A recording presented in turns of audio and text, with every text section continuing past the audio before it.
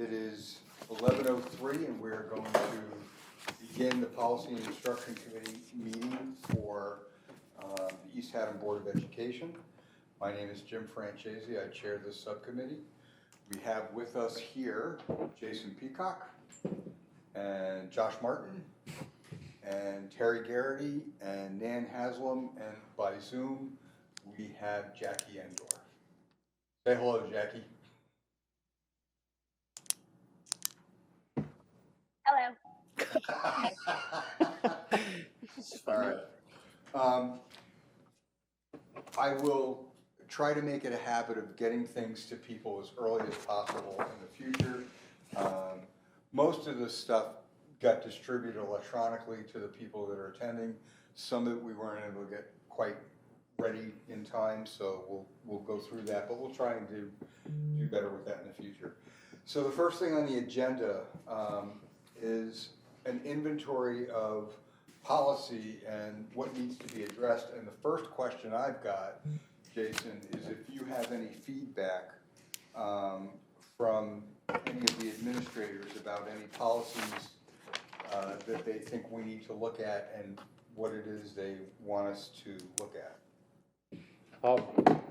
Sure, the only one that concerns us because it doesn't exist yet is moving forward is policies around artificial intelligence and the role of AI in schools. So that's the one that's really hanging out there. I mean, I think that you flagged many of the ones that, like, you know, a misspelled word here or that needs to be updated for current language, which are minor changes. But the one that we've definitely talked about is AI in schools. What's the role? How do we find it? Because it's not going away. Just how do we use it safely? How do we use it responsibly? All right, so that's the only thing that the administrators are concerned about? Yeah, and I'll reach out to them again as an ongoing conversation with them. Live conversation, whenever they've got anything they want, they can go through Nan or go through send it that way. you know, Absolutely. whatever works to get the communication. We're more than happy to work with folks. Josh, did you have anything? So, just being respectful of the time of year, it is like, and I think you mentioned at the board meeting or something. Recording in progress. Okay there. It's a very busy time of year, and to like jump into and trying to go through what policies was very challenging for me to say, okay, these are the policies that we need to look at. Right now, I think as the next few weeks go by and months, and as things pop up, there definitely will be things that I'll shoot to Jason to say, or Nan to say, here's something that we might want to ask the board to look at. All right, that sounds good.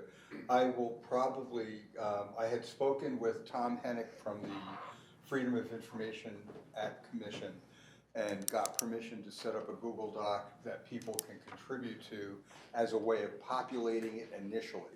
We do not have conversation on that. We don't edit or suggest revisions to each other's stuff. That would constitute an illegal meeting. We're not going to do that. But as a way of just kind of keeping people apprised and knowing what's coming, if you would like, I have that document as far as it's been worked on. And Josh, if you want, I can give you read-only privileges like other folks. All right, or I can go through Jason. It's whatever is at your pleasure. So Whatever's I easier have no for you, problem honestly. taking a look at it. You know, whatever's easier for you. I mean, it might be just simpler if you had it directly yourself and then could feed stuff to Jason. Sure. And I'm interested in kind of doing things methodically and as rapidly as possible. So if I get one more thing, Jim, that's Sure. not a content issue, but more of an access issue. That, like, eventually let's get on the website and make it so the public can get into our policy and have like organized a little bit better, because it's kind of clunky how we get in to like click on this PDF, find the table of contents. It's kind of difficult to search. So I think as a long-term goal, that would be good for us. Okay, I just want to clarify. You're not talking about the prep documents that I put together. You're Yep. talking about the website and how people And access access, it. yeah. So if a community, because it's all public, it's all there, so a community member can go into our district website, can go in there, can look at policy. but you have to work at it. And we should make that, I think, easier, more transparent. It is not easily searchable. And even for me, like, it's like, I know there's policy in that, but let me find out what it is. It takes 5 minutes, and it should take 15 seconds. Yeah. All right. But that's a down the road thing. That's not a content. That's just access. No, that's perfectly reasonable, and speaking just for myself, when I've been doing, I mentioned this at the board meeting, I've been doing a pretty thorough look, methodically, one policy to the next. And it makes me kind of crazy because I see a policy number and I have no idea what I'm about to be looking at when I go into it. Yeah. It's to me, it's kind of odd. It's not user-friendly. No, not at all. Now, having said that, I'm thinking, and I think you probably understand this, for purely practical reasons, that's probably not gonna be high on the priority list Well, that's the same. for the district, not for me. I'm not, you know what I mean? I'm not resisting anything, but I'm thinking we've got a new superintendent that we're hoping to have starting at some point soon. We're in the middle of budget, and I've already driven poor Kelly a little crazy this morning, so I really don't wanna do that again. So that's like a perfect summer project, honestly. Just like say like, hey, here's what we want it to look like, and when things slow down a bit, that would be a great time to address it. I agree. All right, so, Jim, I have one that I've Oh. mentioned to you. go I for had it. another parent come up to me last weekend, the one on homeschooling. Oh, that's right, yes. Please add that. This makes 3-4 parents that I've had ask me about that. And that's regarding their ability to access Sports, school programs. that's right.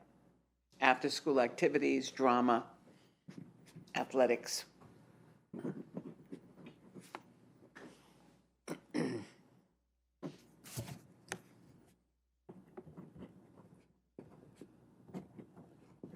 Okay.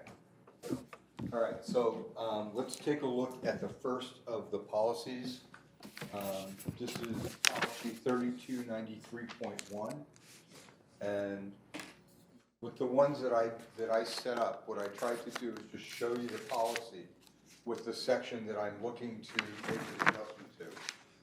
So the current agenda, the first policy is 3511. Oh, Yep. my apologies.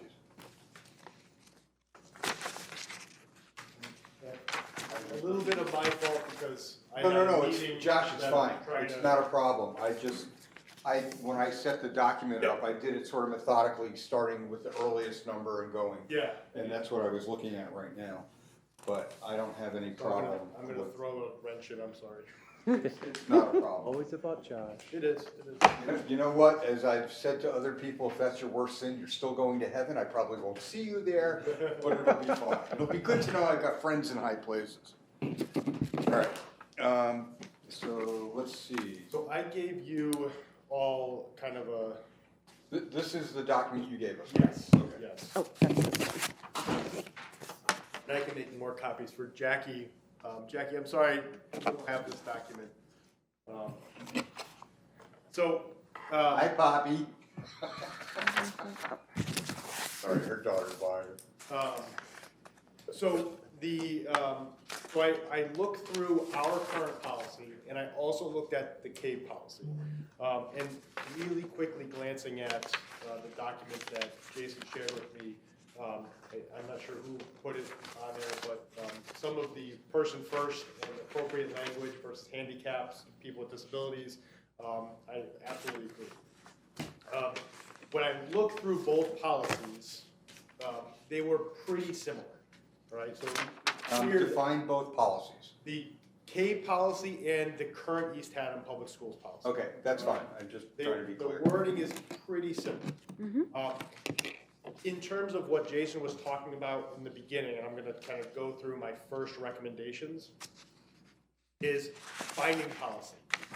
And so, whenever I think I need to take a look at the 504 policy, the thing that I think of where this is going to be is under instruction or under students.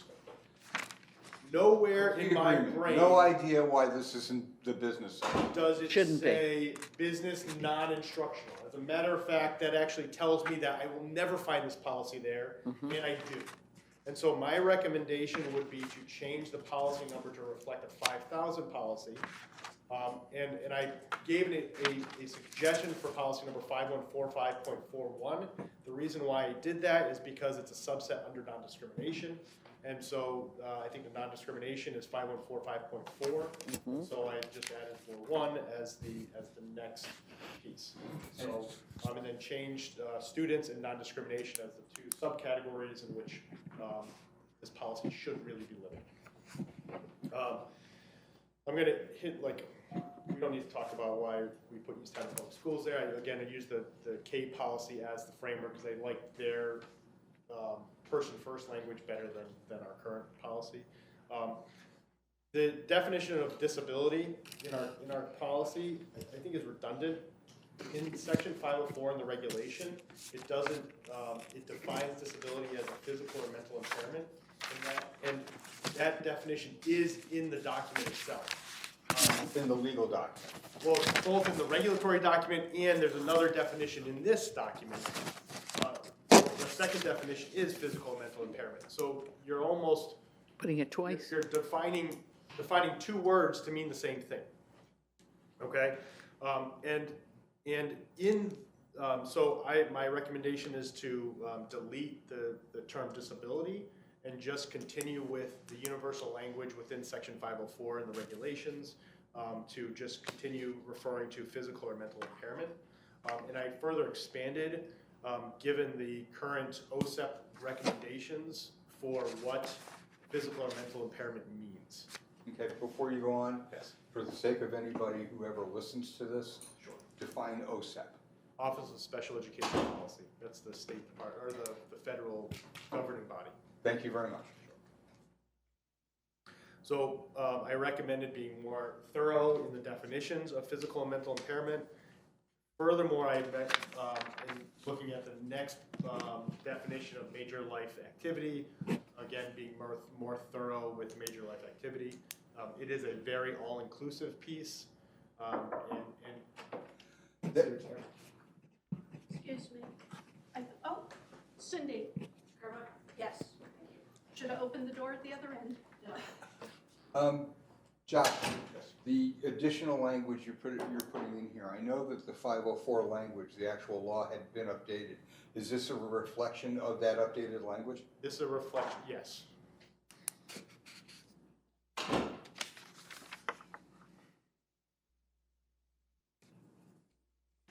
Thank you. The next definition in our policy is appropriate education. The term is universally known as free appropriate public education. So my recommendation is to add free and public and give the FAPE, put FAPE in parentheses. And where are we looking on that? We're on page 2. Right underneath major life activity. Oh, okay. Thank you. see it. I can send you the digital version of this as well. That might be helpful. Yeah. I would be grateful for that. Next recommendation, and I heard you say at the policy, or at the board meeting, like you're looking at these and there's some like minor things, like in one they put of instead of or. And I think we're talking about the same one. So underneath committee of knowledgeable people, my recommendation is the properly constituted planning and placement team, or instead of or student assistance team would meet this definition. So it gives an example. And I'm not sure what I think of is misused. It's not. I think you're correct. Just for the record, it's not the same one, but it's the same problem. So apparently happens often. It's the same problem. There's a bunch of weird things that I found going through this stuff. All right. I then move to the next page. So in referencing to this first. Actually, Josh, one second, I apologize. Terry, since you did all the original prep work for us on this, is there anything that he's talking about that you're uncomfortable with for any reason? No, it absolutely works, and I totally agree with the addition of FAPE. That has to be in there. Good. I'm down with it. I just wanted to make sure. If you do come up with anything that you're uncomfortable with, please let us know. Go ahead, Josh. Sure. So they talk about under the requirements, a committee of knowledgeable people, which I appreciate the term, and they identify that committee as, it could be a planning and placement team, it could be a student assistance team, but then within this document, they often continue to refer to it as a PPT, which is a legal term that is not of section 504 and really specifically to That's right. IDEA. I had the same question going through it, because too. there's a lot of references in here that clearly are IDEA, and, you know, they're not the same thing, as you well know. And for the people watching, 504 is meant to provide access to an education. It does not alter the education or the program. And that's part of what we're sorting through here for anybody who might listen or watch later. Go ahead. So as I look through the procedures, I made changes to any reference to planning and placement team or PPT and changed that reference to committee of knowledgeable people. And since this district does not have an Office of Special Services or an Office of Special Education Services, rather an Office of Pupil Services, I updated and corrected the term related to Director of Pupil Services or Office of Pupil Services. Yep. When we get then into the regulation, which is, that's the R, so it starts off, where we have page 1, 2, 3, 4, page 6. I started reviewing this, and I have some, like, I hit a couple, this still says K policy service at the top. I have some concerns with respect to some of what CABE has in this and what we also have in ours that I don't believe are legally correct. And so I think we should ask our attorneys to review this sample regulation for legality. The first example of that is under B evaluations 2. It says notification, not consent of the parent, legal guardian's requirement. Recording stopped.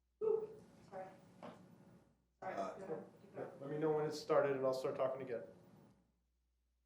You're going to say we have to have consent. So That's always been my understanding. Mine too. it's always been my understanding, but I'm not an attorney and I don't play one on TV. And so I think that given such a substantial discrepancy from my understanding, I'm concerned about what else is in here that may not Recording in progress. muster. And so my recommendation on this part would be to ask our attorneys to review this for appropriateness. I think we should start by asking CABE, since it's CABE's.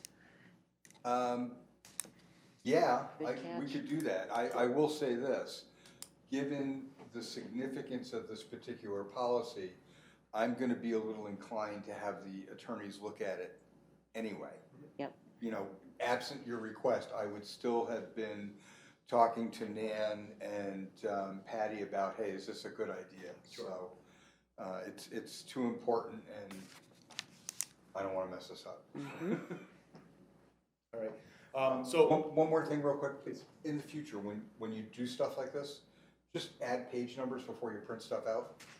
I would be really grateful. I'm easily confused. yeah, sorry. All right. So then the last piece within this document, and throughout this, throughout the regulation component, it refers to appendices. These appendices are forms. This should say forms. It should say, it's misleading. Yes, but my recommendation is to just remove the forms, and the reason why is because the State Department of Education, within the new CT SEDS program, has included section 504. Yeah. So all the forms are ones that we're supposed to be using through the CT SEDS, through the CT SEDS platform. Okay, let me ask you a question, John. Is there a way we could link those forms so that parents or anyone looking at this policy could then get in to see the current forms? That's a good question. I don't, so, so an example, so I'm gonna connect, go into IEP world a little bit, right? So the state put on their website examples of what the new IEP looks like. I'm not sure if they did that for the new 504, but I will look into that, and if that is the case, then that would be an easy fix. It just seems to me to make sense, also because if we can link it directly like that, when the state updates forms, we don't have to update our policy. Correct. It's just updated. Mhm. So, I appreciate that help, thank you. so those are my recommendations for this policy. Anything else from you?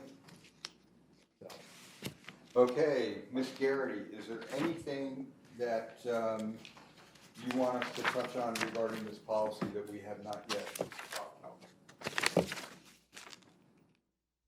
No, I believe everything has been updated. The only line change I had would have been under 3511A.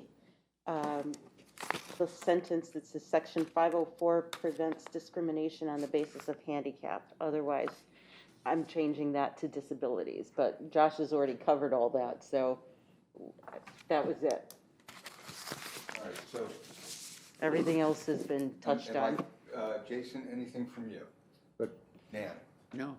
All right, so what we're saying is we've started out our first real meeting and we're all in agreement. This is a little scary.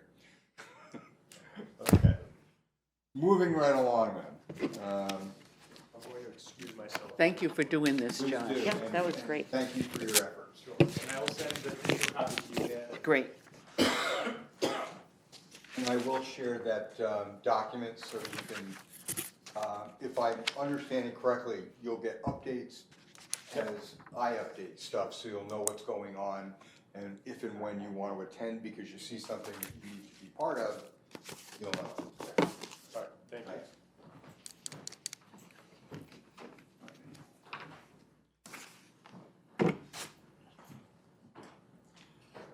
All right, so I guess we gotta go in order here, 5145.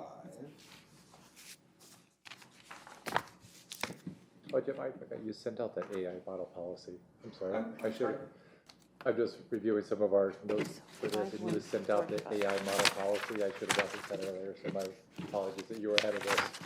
I actually had gotten that from Abe, and I don't understand, because when I went into the folder after I think I actually shared it with everybody, and when I went into the folder, it looked like a whole lot of mess and no actual text, so I gotta figure out what's going on. I wonder, so I have a hard time accessing some of it when you go from personal email, personal accounts from school accounts, so this one looks like it's from your Comcast. Yeah, and that did come off of my home email, I guess. So I couldn't access that one, Okay. but I should have referenced that earlier, that you were ahead of it. We have 5145, 34. It's page 20.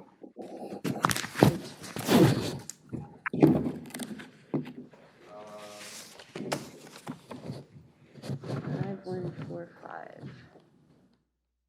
434. Oh, I found it.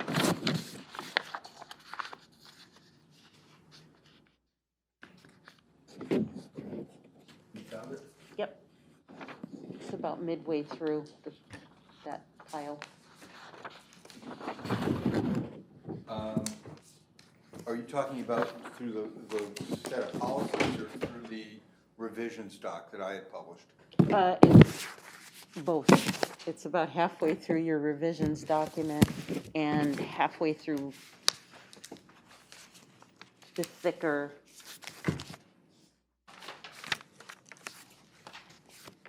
file that we were given.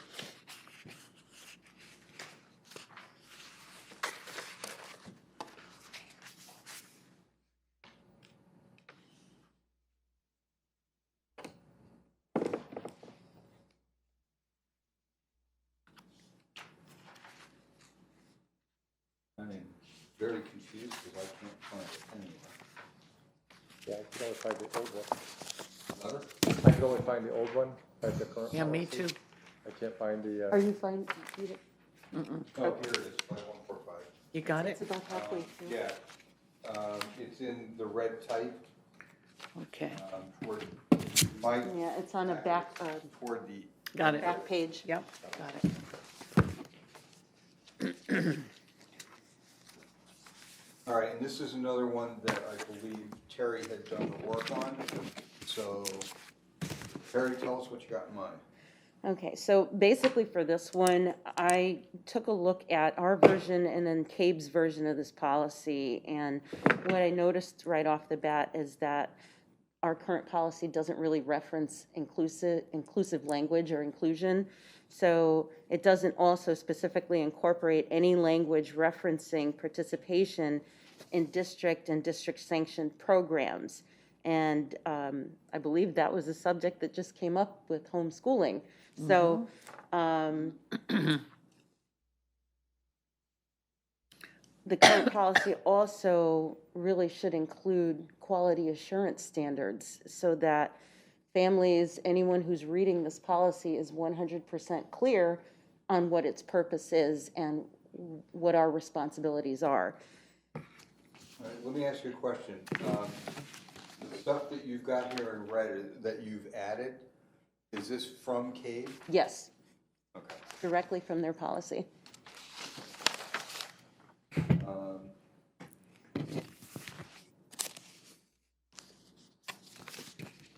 Any questions or concerns?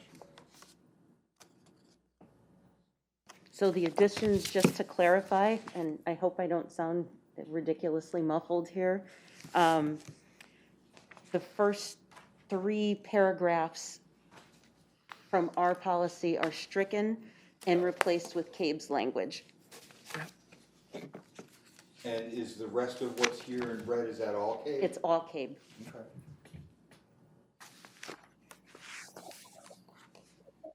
I have a question. Sorry, am I like coming through like, You're doing fine. would it, okay, so where it says accordingly, no otherwise qualified individual with disability shall solely be reason of his or her disability, could we switch that to their disability? I'm sorry, where are you reading? Which paragraph?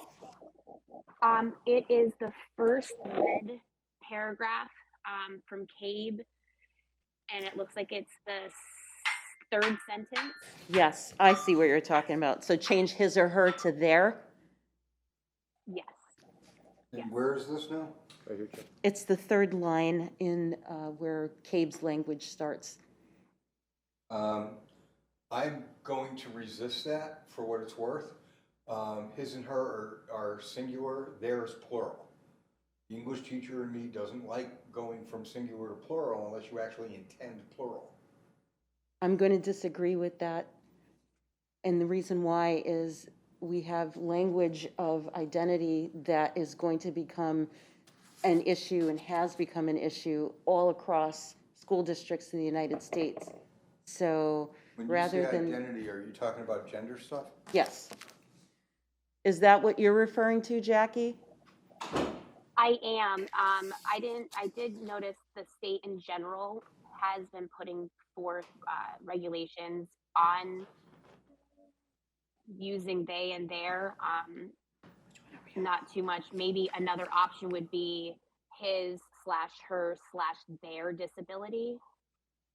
I would be more comfortable with that personally. I don't know how other people feel. Nan, what do you think? I think we should go with their. Let's keep it simple. That's what we're seeing in everything that I've been reading. There covers all 3. Yeah, This is not a hill I'm willing to die on. yeah, This is just an English teacher. being exactly. told this I know. I'm. I I'm would that. rather get ahead of the firestorm. Me too. Me too. That's fine. Thank you, Jackie. Jason, are you okay with that? Yeah, of course. Okay. I mean, back in the day when I was writing papers, you would just write the masculine his. and that covered everything. Right. You know, and now we progress, we change. Yep. Jackie, anything else? No? Okay. Anything else from anybody else?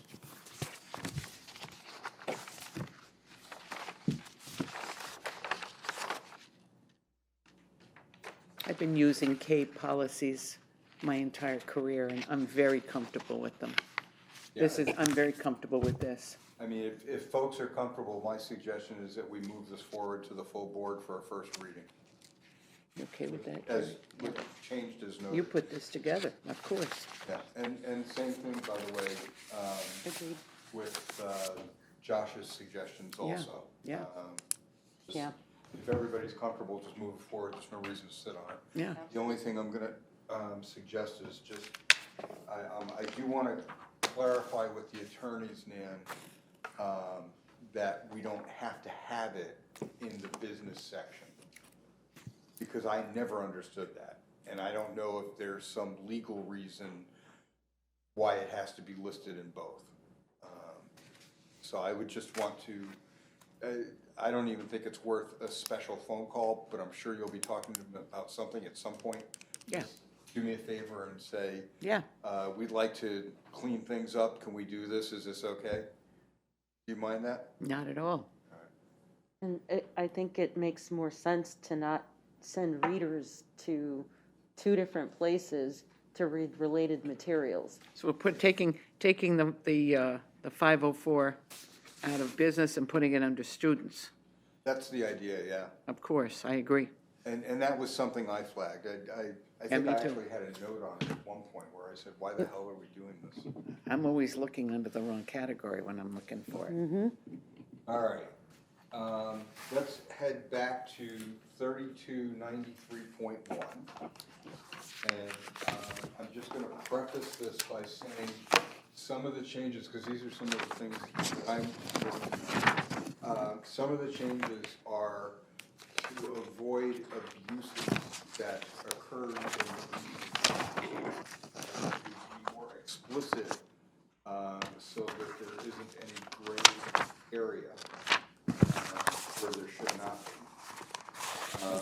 And for the sake of anybody listening, the original policy, the section that I'm talking about, reads as follows. The superintendent and his or her designee is authorized to execute agreements, to apply for grants, or to sign other documents as may be necessary in the normal course of the school system's business, including documents that support the adopted budget or that implement the board's established policies or programs.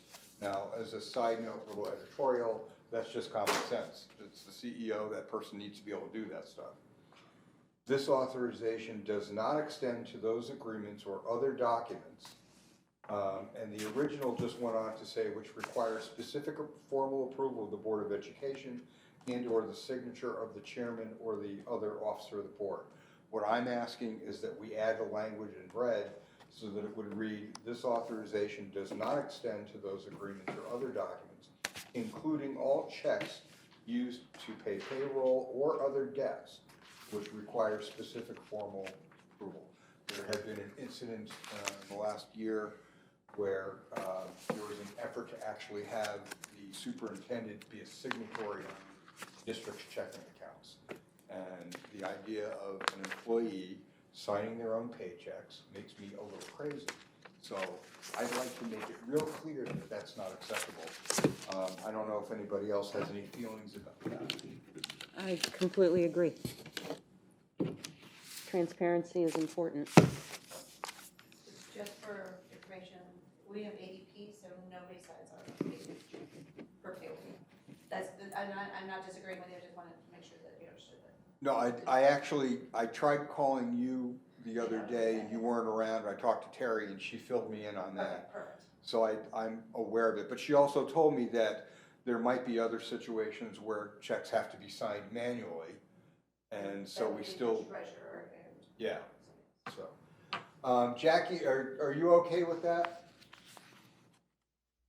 You gotta say it out loud so it gets on recording, huh? Yes, I'm okay with that. Okay. And Jason, any concerns? No, I don't do the business finance piece, so I have no opinion. Okay, all right, then with the agreement of the group, I'm gonna move that one forward too. Nan, I'm assuming you're okay with it from the look of it. 3326, this is a similar situation. The original policy and reads, the East Haddam Board of Education, in order to systematize the procedures for the purchase of goods and services, authorizes the superintendent of schools as an agent of the board to pay obligations incurred upon proof of purchase according to the following set procedures. I am asking that we strike the language that says authorizes the superintendent as an agent of the board to pay, get rid of those two words, and put in to order payment. Because again, the superintendent, male, female, or anything else, cannot sign checks, does not pay people, they can order payment. Any concerns or?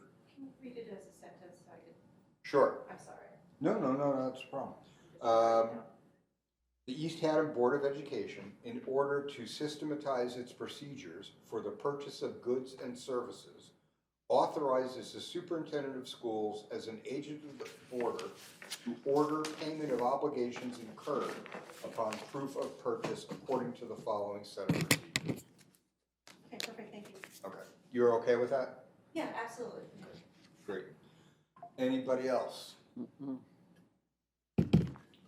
we'll fix the little strike through on number 2. I don't know why that's there. Yeah.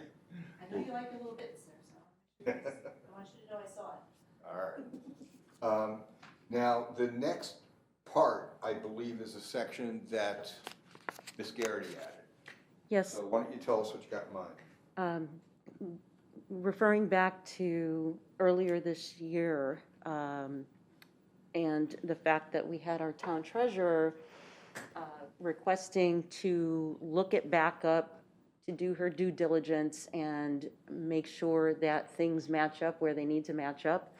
I propose adding a fourth point here with language that states that the town treasurer should be given authorization with a signed non-disclosure agreement to inspect all related check backup that has been redacted to exclude specific student names, which of course are protected by FERPA if it's applicable in a situation. Vendor names are not subject to redaction, so exempted checks that are under $200 also, because those are part of, payment to transition students, those would be protected by FERPA as well. Okay. Nan, any ideas or thoughts? I agree. Um, I agree to a lot of I'm things a today. little uncomfortable with it, Terry, Why? only because it is my intention to add a more universal piece of language into the policy that explicitly says that the board chairman, the board secretary, and the town treasurer can see these things, and we can say that the superintendent can require an NDA in order to see those things of all three people, if folks want. I'm a little more comfortable with something like that, because I want to make sure, again, speaking to prior problems, there shouldn't be a problem when someone on the board wants to see an invoice and they're told they can't see it, and things are kept hidden, and that's what we fought for months. A board member asked? I mean, I had to do a FOIA 2 years in a row in order to see invoices for legal services regarding special needs students. And the first FOIA was fought with every ridiculous delay tactic on the planet until finally the individual involved realized what I already knew, which is that there was no legal defense to not give me that information, because I didn't want to know who the kids were. I just wanted to know what money was paid. And then we had problems where Ms. Stricker, who was secretary at the time, her signature's going on the checks. She doesn't know where they're going or who they're going to. It was just ridiculous.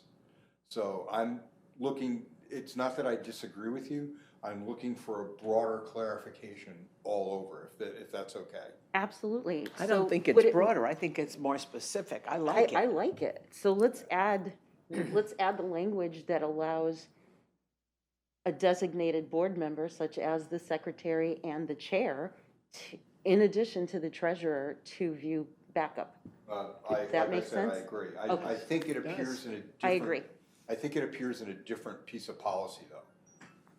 And I don't want to repeat things. Muddy the water, okay. If Let's that's, just not forget You it. can cross-reference a policy, not to interrupt, you can cross-reference any policies. So if you wanted to, so like here, cross-references, so whatever policy you're talking about, you can add that in as a cross-reference. So that- just curiosity, Yeah. how does it appear when it's cross-referenced like It's on that? the bottom, it says CF 3170, Business Administration. Ah, So okay. if It tells you the cross-references policy at the any other bottom. policies, and you can list as many as you want. That's the same as when it cross-references a legal, Okay. any legal documents, the state statute is written. The only thing that I would add to this, because I don't disagree with anything that you're saying, is that any documentation that leaves the Board of Education office needs to be redacted. That's the only thing. So if you have a list with everybody's name on it, that has to be redacted if it goes to the treasurer's office, and she comes over and sees the unredacted one, but if it's sitting on her desk, I don't know who sees it on her If there's desk, a signed NDA, why does it have to be redacted? because when it leaves the office, it becomes a public document. I would want to verify that with the attorneys. Me too. If it's true, then yes. Because if you have a piece of paper that has a student's name on it, and it, once it leaves our office, we don't know where it goes necessarily. Well, but there's a difference But they should between be- saying we don't know where it goes and saying it's a publicly available document. Right, but it's publicly available to redacted if it's student names, for Yeah. reasons. That's the only thing, so you need to probably just double check those two things. I'm Yeah. not disagreeing with your thoughts, and I'm No, not I- disagreeing with what you're saying. I would I'm check just that. saying it's the redaction portion. Hey, I and have no leaving the quarrel, office that we need to make that clear, I have no quarrel being careful. yeah. So, I just don't want a piece of paper that has a student name on it to leave the office without knowing. Well, but. Wouldn't they be to honest, I don't redacted even before? think the board secretary, the board They don't. chairman, or the town treasurer gets to see kids' names. No. Right. Well, the treasurer does Why? because she sees the bank accounts, and that's who the treasurer knows. But she doesn't see it for tuition fees. Okay. She'll see the school, So but when you not say the she student. sees it, you're talking about the checks that go to students in the transition program? Yes. Yeah, that's a different But animal, I those are still understand. covered by FERPA, so we still, Yeah. like, can't have the piece of paper with their names on it. Okay. You know, it's just a thing, so that's just something we wanna probably clarify with the attorneys, exactly how to voice that. Yep, that's fine. Can we move on? Okay. Policy 3434, which is regarding audit, and I think again, there's some language that is being added by Ms. Gary here. Let me get caught up. Okay, just wanted to look at all the different versions here. All right, so for this one, the impetus around this is that there's an update needed to confirm an additional mechanism of checks and balances via an auditor that would be chosen by an independent town-related stakeholder, such as our Board of Selectmen. It also supports transparency, since town officials are choosing the auditor. And that's the only line I've added to this. I have a problem with that, Terry.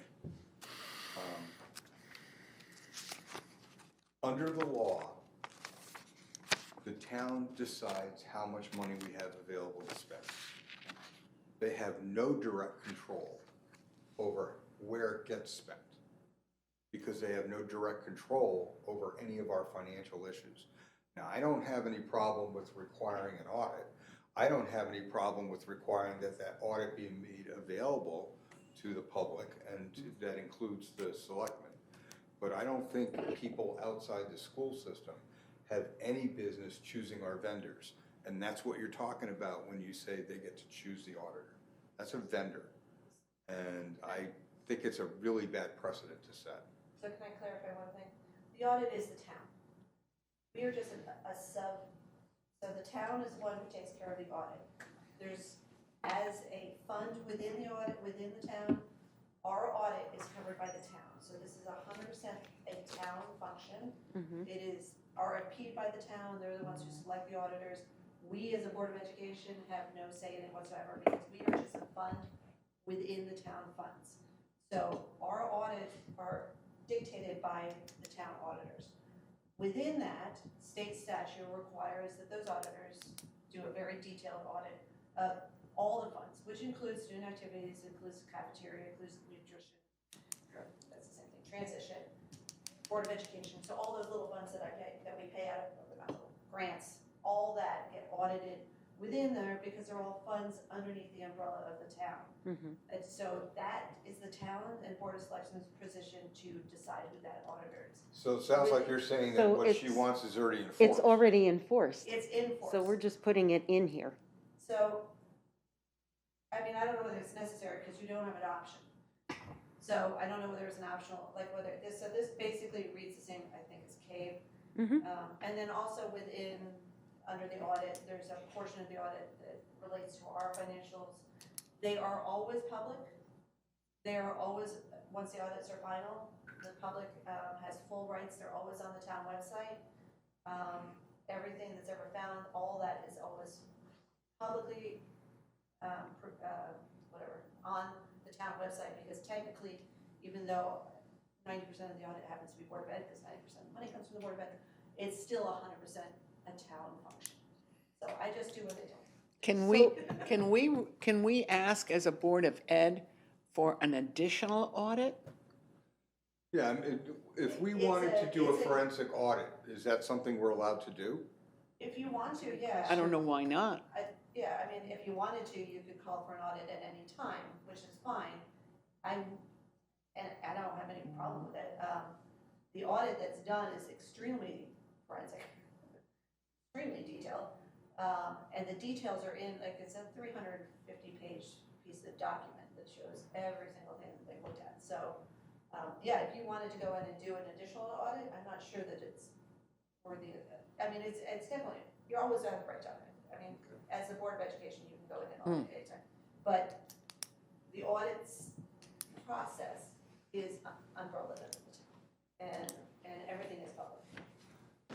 Okay. Carrie, A lot of this is news to me, which Yeah, is great. So if we're already doing it, it just sounds makes like- sense that this policy is just clarifying what's already, Well, let me ask you a happening. couple of quick questions. When I see, for example, in the one paragraph where you've added, shall be reviewed by the Board of Education at its discretion and in a manner it so desires. Is that CABE language? yes, it is.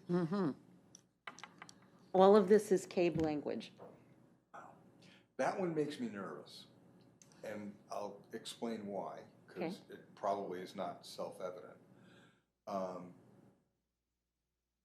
If it's within the capability of the board to decide how and when, it's also in their capability to decide not to do it. And I don't think so. You have No, absolutely no right to. we can't refuse that. We have to have an audit. no, I'm not saying that we wouldn't do the audit. I'm saying we wouldn't do the review. I want the review to be public. Well, the review is public. That's the final document that comes from the auditors. That All right. review is the final document. All right, let it go. That's So fine. do you want to maybe add language in there that states an annual review of the document shall be scheduled with the Board of Education at a Yes. regular meeting? Yes, that's my Something to that concern. effect? That's perfect. The board, just to let you know, the Board of Finance has our auditors come in at the end of the audit every year and does a presentation to the Board of Finance in regards to the results of the audit. I'm sure we could probably either have you join in on that or zoom in on it whenever you want, but we can ask her if she wants to do one just for the Board of Ed side. But I they like do that. Actually, come- it's in here. Yeah, they do It's in come there. in and audit and give a presentation to the Board of Finance, because technically they work for the Board of Finance, so, and the town. So they come in every year, once the audit is complete, they tell them everything that was found. I can give you those documents that she shared with the Board of Finance every year. You can ask her if she wants to, I'm saying she, it may not be. Does the auditor do anything like an executive summary?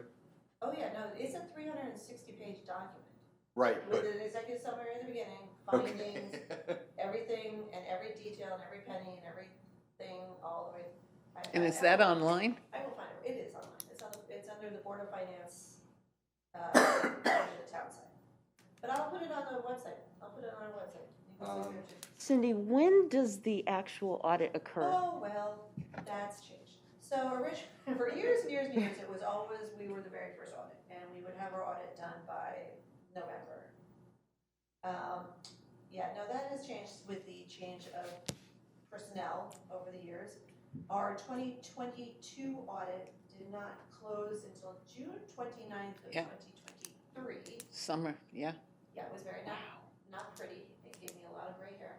And now that we're in our 23 audit, the Board of Ed side of things are moving along swimmingly. We're doing all the things that we need to do on our side.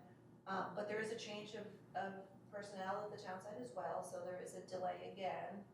So there are continuations and requests. Additionally, as is most companies, they're short-staffed. The auditors are short-staffed. And so we are doing our best to get everything done. Valerie and Rob are working really close together to try to get everything done on their side. I'm just throwing in stuff when they want it, but there is no set.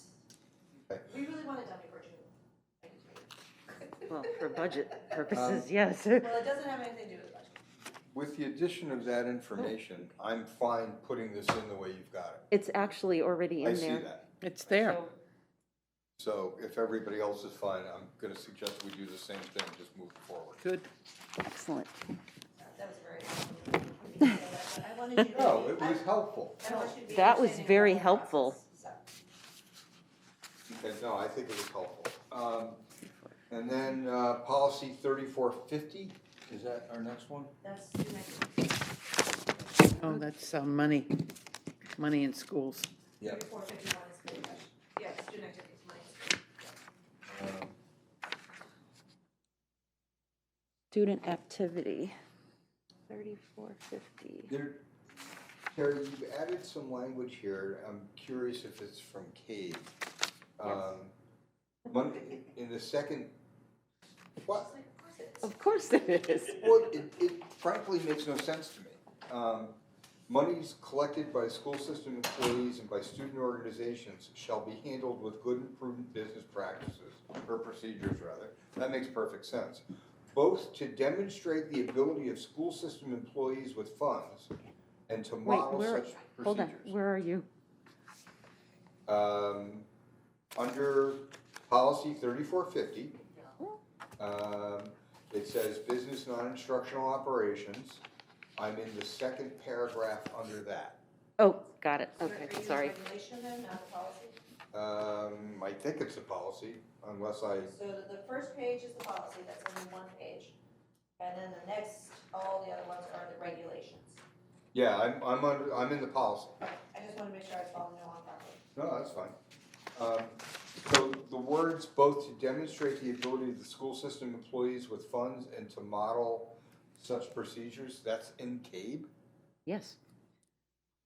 So, let me give you a little, sorry, I'm gonna be long-winded, I don't mean you can cut me off at any time. So one of the Fine, reasons don't worry. why student activity funds, there's a lot of things for students. So student activity funds are funds that we monitor, but are actually the funds raised and, by the students. So it's money that the students, like the boosters or at gate fees, or they did a fundraiser or whatever they did. Those fundings go into a student activity fund. I think what CABE was trying to do here was to talk about what they're trying to teach the students by having this ability to have these accounts. So the students are learning model behavior on how to handle the bank accounts, on how to handle cash, on how to handle, I understand all that, but But I think that's what Kate was trying to say. I don't know whether it makes I don't sense think or it's not. appropriate. This is a section on handling money in business. It's not a section on instruction. Right, It's But- not the place to be evaluating employees, which is what the first part of that addition does. You should be evaluating. Well, but that's what it says, to demonstrate the ability of school system employees with funds. That's an evaluative comment. This one I disagree with. I don't disagree with what you're saying. The only point I wanted to make with this is the word teaching, because teaching may imply that students are being allowed to handle internal accounting practices, which they are not, as opposed to learning through observation and direct supervision of fundraising. So that was really so I borrowed Cabe's language on this to kind of make that. Would you be Differentiation. comfortable if we just put a period after the word procedures and ended it? I'd be fine with that, actually. Strike the whole thing. No big deal. Yeah. It's not really that big of a deal. No, Okay. Jason, any questions or concerns? So I don't have the red line, so I'm just gonna assume you guys know what you're talking about. I find the red line piece odd. I'm sorry? I find it odd, the addition, Yeah. so I like keeping it tight, I like it shorter. I agree. Yeah. Okay. And then the next thing, in no case shall monies be left overnight in schools except in secure areas provided for safekeeping of valuables, and even then, no more than $100 should be kept. To avoid any necessity for leaving money in schools overnight, district schools should understand and use procedures for making bank deposits after regular banking hours. I have a question for you, Jason. Is there a mechanism, and actually, Cindy, you can probably answer this too. Is there a mechanism by which, for example, a teacher who functions as an advisor for a club, they do a fundraiser on a Saturday, and it ends at 10 o'clock at night, and now they've got all this money. Is there a mechanism by which they can then immediately deposit that money? No, but I don't know of an example of a weekend fundraiser. I can tell you that if they do a Friday night dance, there's always an administrator on site during the dance. They count the money, they label the money, they hand the money to administrator. We bring it into the file room, which has limited key access. There's only about 3 keys to it. Then put that in a locked file cabinet. Right, But but the that's like a language Friday here night. says you can't do that. So To avoid any necessity for leaving money in schools overnight, district schools shall understand and use procedures for making bank deposits after regular banking hours. The expectation is that no money sits in schools. Yeah. And based on my past experience, that seems incredibly impractical. I think it's highly impractical. So And now you're expecting it somebody isn't practical. to go from the school dance We, To the over bank, to Liberty, which we don't, which is a problem when you don't have the secretary involved who's going to count it and make sure that, to verify everything that's been done. Yeah, I mean, it just. there was an occasion, and don't ask me if it was this district, but there was an occasion where a school system, a teacher left money from a fundraiser in their desk, and it was stolen. That was at high school. That happened in That was one in of the this high town? schools I helped run. Oh, And it's common because it happened when I was It at was Region 8. thousands of dollars. It happened Oh at my gosh. Region 8 where Okay. one of the teachers there were about $600 so I went don't know missing. with the middle school though. High school and the elementary school have safes, you know, the safe. The little safes. No, we have an entire room, our file room is in essence a safe because it It has is a very safe. limited Okay. keys. Okay, I'm There's just only, asking, I like just- custodians don't have keys to it, nobody has keys to it except admin and secretary. And the only concern that I have with taking money to the bank is depending on the amount of money. So like when we did Bassy Bash, I always had the police come. I'm sorry? I always had the police come with me. I get nervous driving. down the road? Yeah, they came with me down, it was like. That's a lot of money, $25,000. basket bash is a lot of money. Yeah. that's And a lot our of school dance is more like $200. money. It's different. But Well, I think you show great wisdom and having an armed Yeah, guard in for that kind of circumstance. money, absolutely. Get you an armored truck? Um,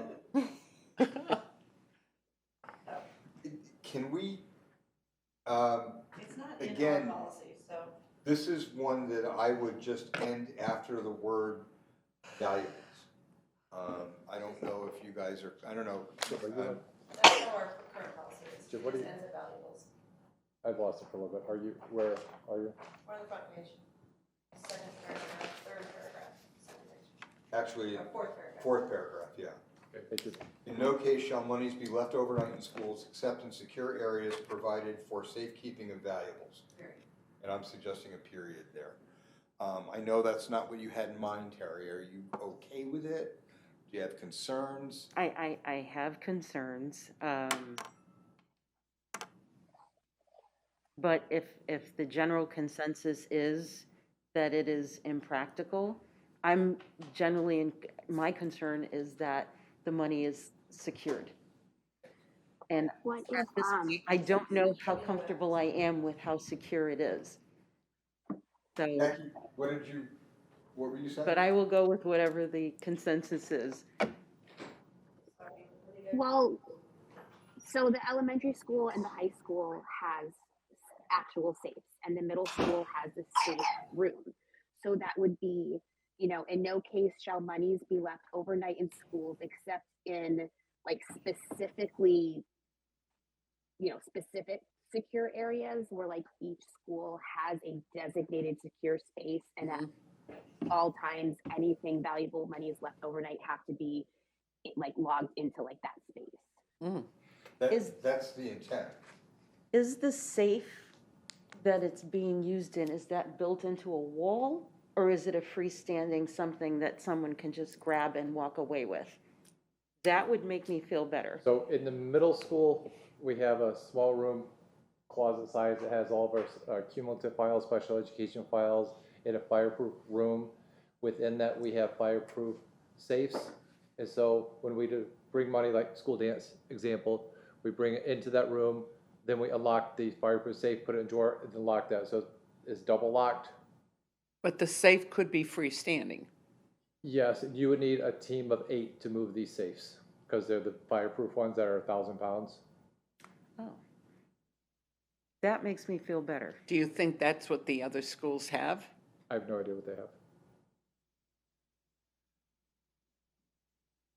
I mean, I go back to Region 8, we had this like World War II era, they called it the tub.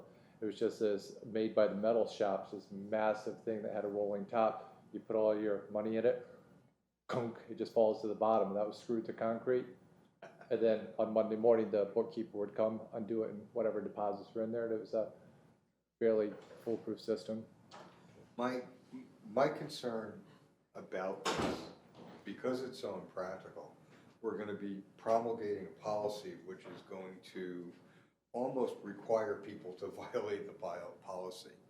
And that just seems like a bad idea, Terry. Cindy, are the I'm safes at those perfectly two fine with schools, ending it at valuables. are they freestanding, long those safes? as- Can they be picked up? Now that I know we have 1,000-pound What? safes, pick them I'm Can't pretty pick them happy up. with that. You So said they're let's heavy. strike it. They're not the little carry-around wallet safes, they're like fireproof safes. But they're big and they're heavy. They're like what they were. Because we never had a safe when I worked at the elementary school. It was in that closet, it may not have been there while you were there, but it's in the main front closet, and it's like this, and it's fireproof, so it's concrete based, Okay, it's not light. Okay. I don't think it's Okay. ever moved, as far as I know. okay. The last high school, this is going back a number of years, the last high school I worked in had a safe that was basically a file room, but they put a safe door on it, which made no sense to me, because all it was, you know, standard high school concrete block walls. Give me a sledgehammer, I'm in there in 20 Did minutes. you ever see the safe in this building? So this building, when it was a school, in the principal's office, there was a bank vault, and it was the most awesome thing. It was right there, it was in the principal's office. It was impressive. Here's a side note, did you know that I taught in this building? I did know that. That's really. You know, I went to school in this building, grades 1 through 12. I did Okay, know let's that. just keep one-upping each other, you know? Are we moving on, or are we still? I certainly hope so. Okay. We're good. Am I correct in guessing that that means that that policy is not actually getting updated? Let's go back to it, hold on. So the policy is not, so. We're gonna put a period after the word procedures and leave it at that. In the second paragraph, and in the fourth paragraph, we're putting a period after valuables Which and is where leaving it it. is, okay. So that just leaves it as the original policy, doesn't it? Yep. Okay. And you're okay with that, Terry? Yep, Okay, thank you. not a problem. But then you have to clean up other regulations. That we're going into now. Okay, So regulations are not approved by the Board of Education, but they are reviewed by the Board of Education. I don't know how that works, I meant to call Kay before I got here, but these are regulations, for whatever reason, are dictated basically by Kay and the lawyers and blah, blah, blah, blah, blah. So they do get updated. I don't know, and I meant to call Kay before we got here, what this, regulations get adopted but not approved. They don't have to go through the whole 2-month thing. Right. They're different. So I don't know, and I apologize, I didn't have time to call him and ask him exactly what I said. But that's a stopping point, because obviously. Put that out there. On, let's see. On the penultimate, paragraph under 3450A, Terry is correctly highlighting that they have the wrong word there. So let's go ahead and make that grammatical change. Thank you.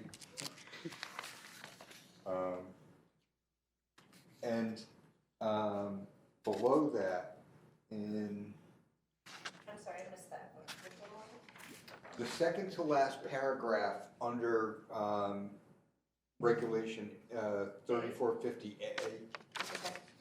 it says each faculty advisor must ensure, it should be ensure, she's right. Okay.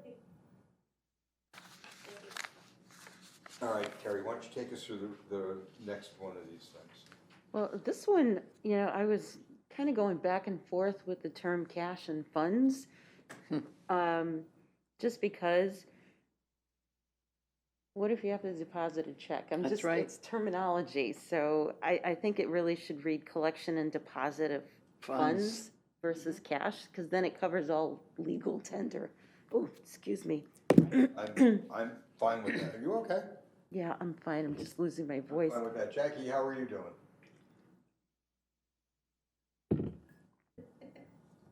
Hi, Poppy. I'm here. We're both here. Yep, we're here. Hello, Friday. Mhm. So do you want to change the funds everywhere? Yes, Change funds. And for simplicity, Terry, on the second paragraph there, just change it instead to of going funds. from cash to all legal tender, why don't we just say funds there? Yeah, I totally agree. Where,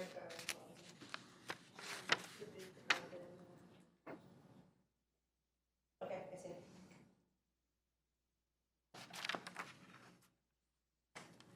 So we're not allowed to take illegal tender. Darn. It's Friday, so. Do you want to change? We're not concerned. All right, in light of changes we made in a prior paragraph, Terry, can we put a period after the word repository? Yes.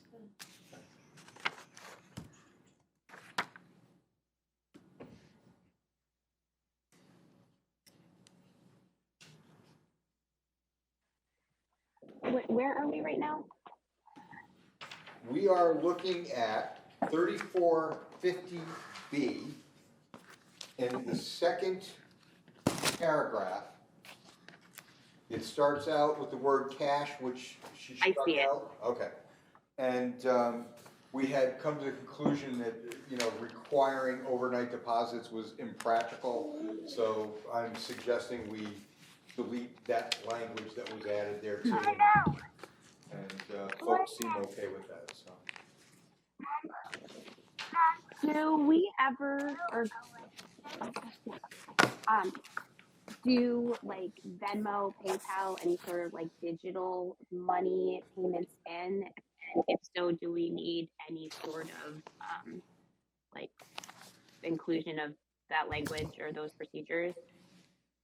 So That's an excellent question. we do not accept Venmo or pay cash or anything, but, so what we do have a mechanism to accept credit cards through the My Payments Plus. So that is one mechanism where we can accept a credit card.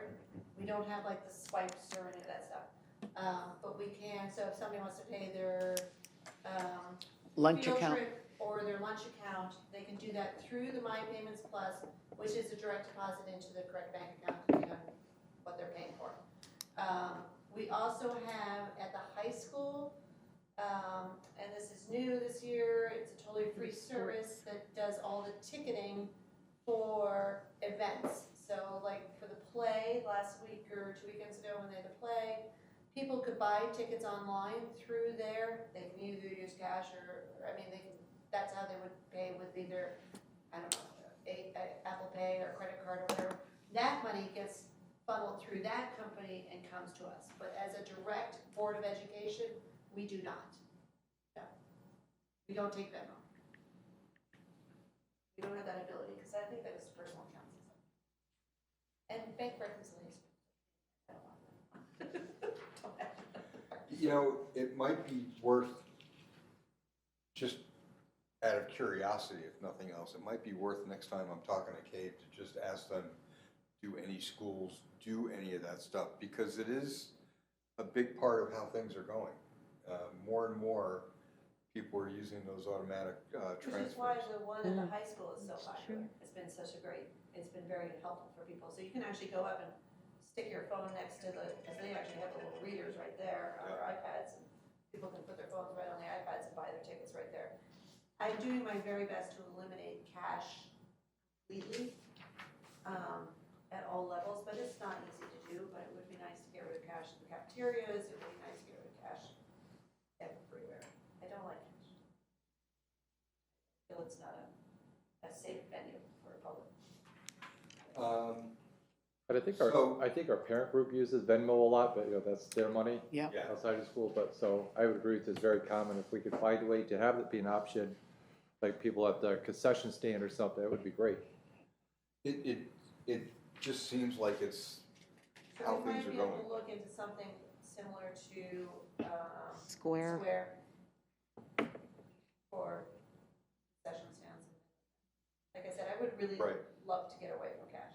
Well, I think it would avoid the whole worry about how do we deposit stuff. Yeah. So when I'll get a chance, I'll call CABE at some point and just ask them if schools are using electronic payment forms like Venmo, and are there policies on that stuff?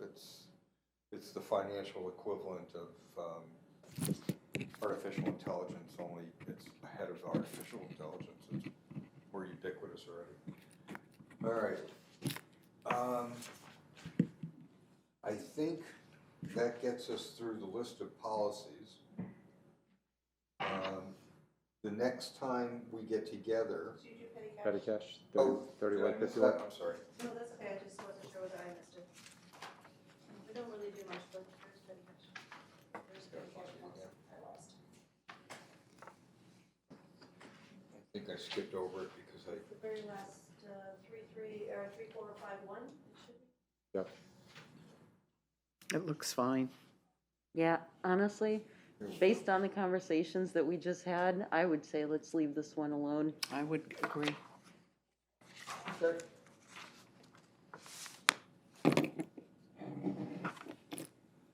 Okay, so, and thank you, Cindy, for not letting me skip that, because it wasn't intentional.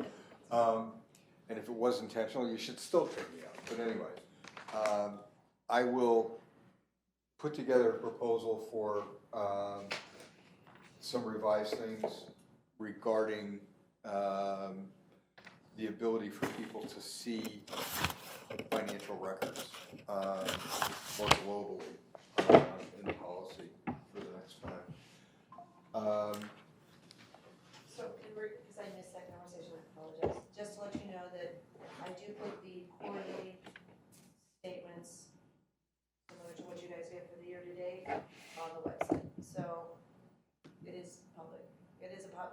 is out there. If you want it more extensive, take a look at it. It's under the business services, under public documents there.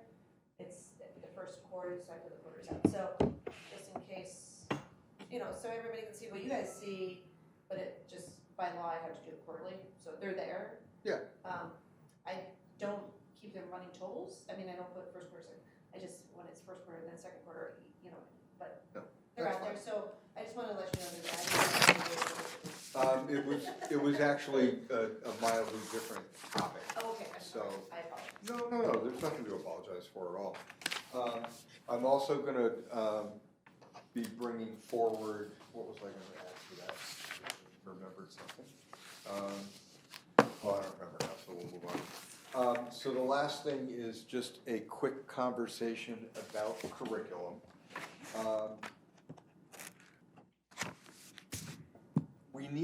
I need more time to go through stuff. I have not had anywhere near enough time. Jason, we spoke recently and you talked about some difficulties getting things funded to do some of the curriculum work.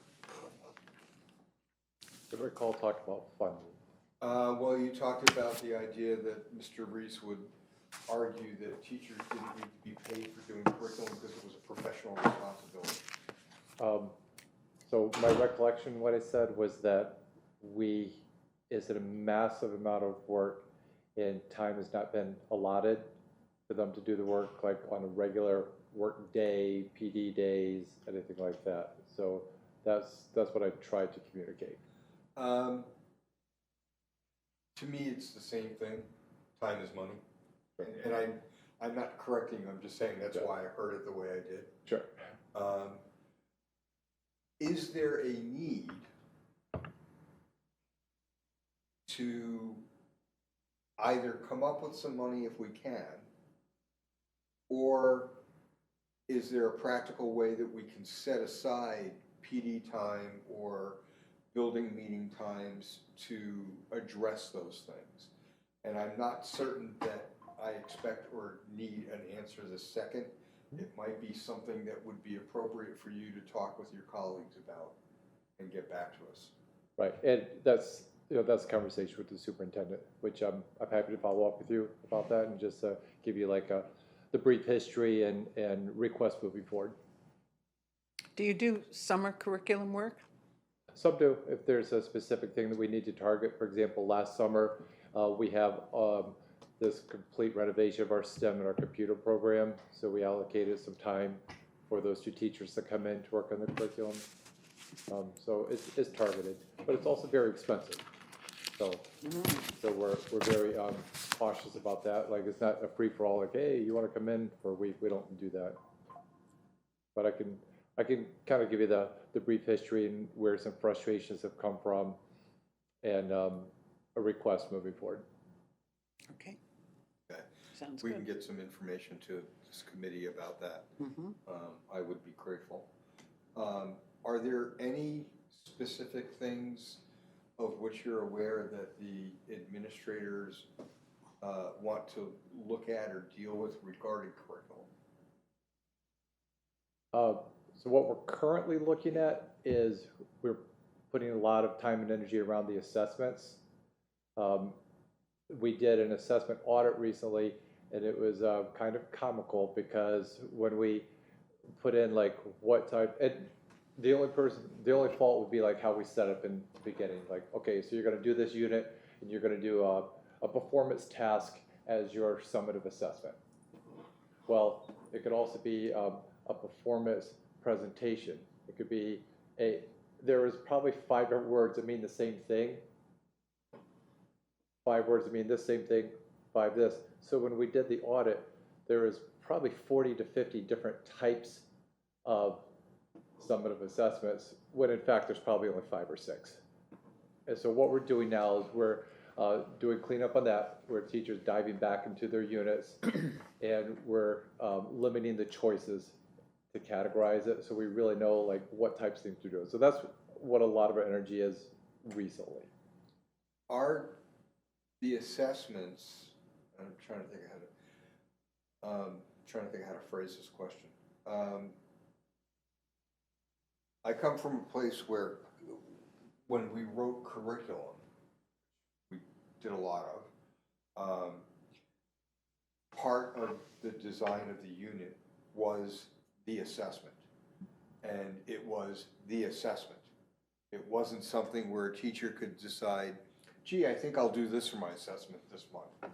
Or this is what I'll do on this assessment for this semester. It was, this is what you do. And So it you're was- saying it was provided? It was part of the curriculum. The teachers wrote them. You know, it's not like we generated any of it. I was responsible for curriculum K-12 in art, music, and social studies. I was an English teacher. I knew curriculum. I didn't know those subjects. I didn't tell people what should be in the assessments. I told them things like you have to have standards and scoring guides, and they have to be written correctly and well. But, I mean, that was the extent of it.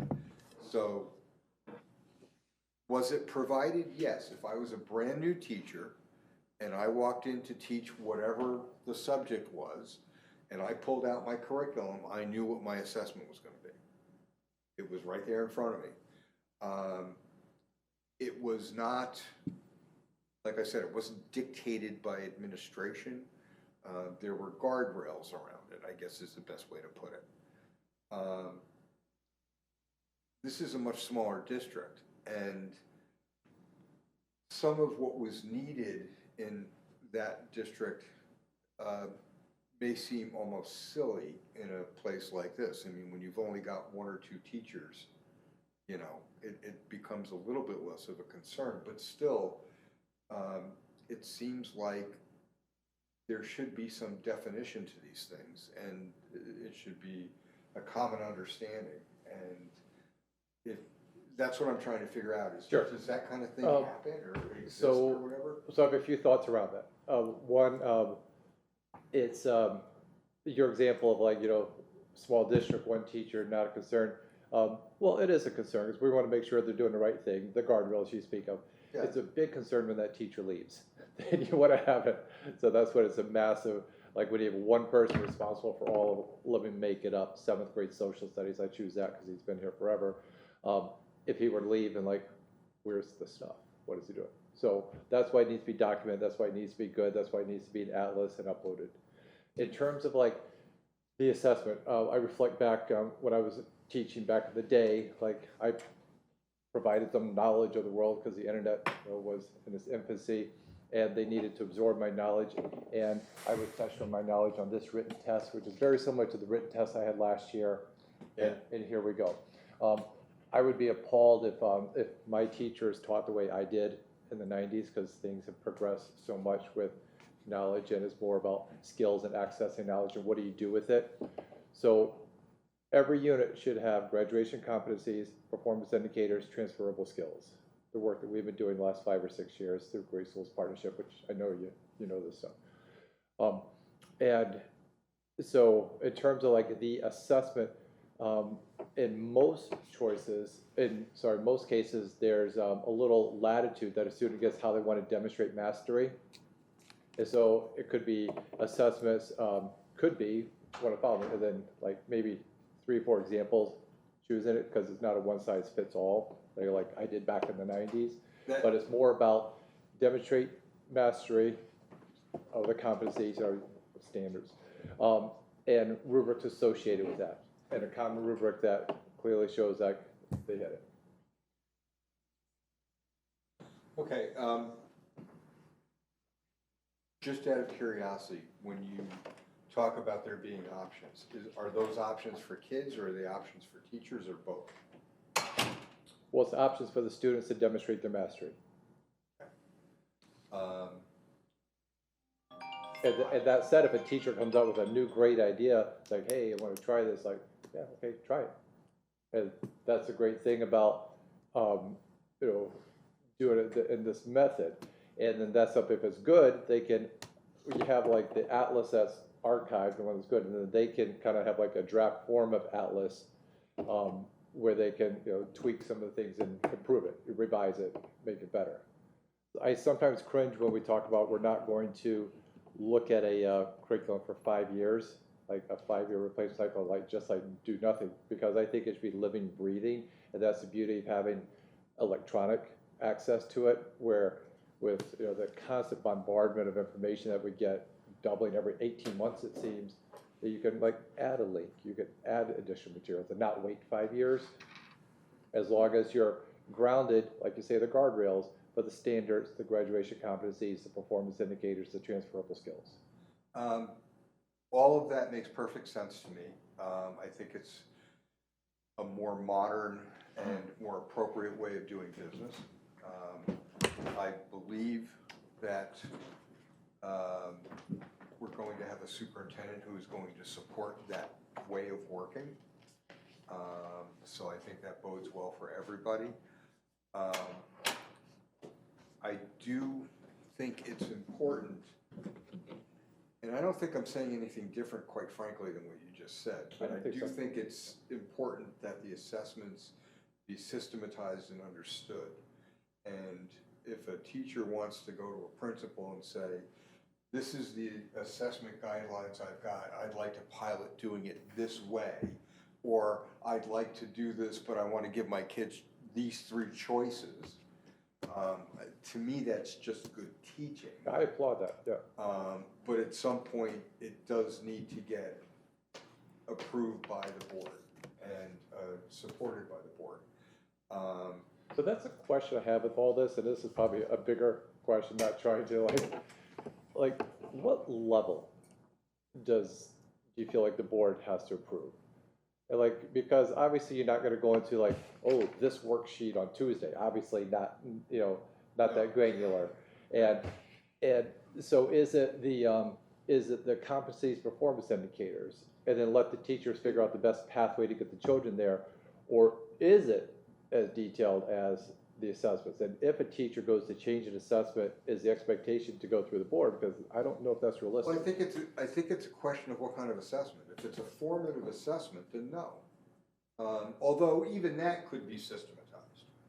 But you and I both know that a formative assessment could be something as simple as, which of you guys knows, and the kids all look at you and they don't know a darn thing, and Lot now of you know forms. where you stand, I do think that some assessments are key parts of curriculum, and as such need to be approved by the board. And when you look at the policy, it's pretty clear that that's what it says. It says that the board's going to approve all this stuff. I've worked in 5 districts. The board has never undertaken anything in curriculum with the exception of textbooks. When I was chair of this board, that's exactly what you would do. You would bring us new textbooks. We would take them, we would I've never review. worked in a district that didn't have specific units. We've got to be approved. careful. We've got to be careful But that, what is the level? Because every district that I worked in, including when you were chair, there was this we call it ceremony, where you bring the 3-ring binders that That's right. are this thick, that once you open them, they're never going to close again, and you bring them and you drop them down and the dust flies and you say, approve these. And, That's right. And it's not realistic because nobody read through them, nobody got into the details, and so. And nobody so that's pays not any a good- attention to them afterwards. Right, and I- they sit there and then, oh, it's 5 years, what's 5 years? Science, let's I'm rewrite not- science. That's obviously not effective. No, and I don't disagree with that. I think you need to have this is a whole different conversation that could take me for hours. Bringing this up. The other thing, because I've got to go, I've got to meet with Patty. I don't want to be late. But the other thing I want to say to you is, I used to encourage teachers to use multiple intelligences for assessments. And we connected with Howard Gardner, who created them, developed them, showcased them. And it was a huge, huge success. And you gave children an opportunity to choose which one they wanted to use to demonstrate their performance, their understanding.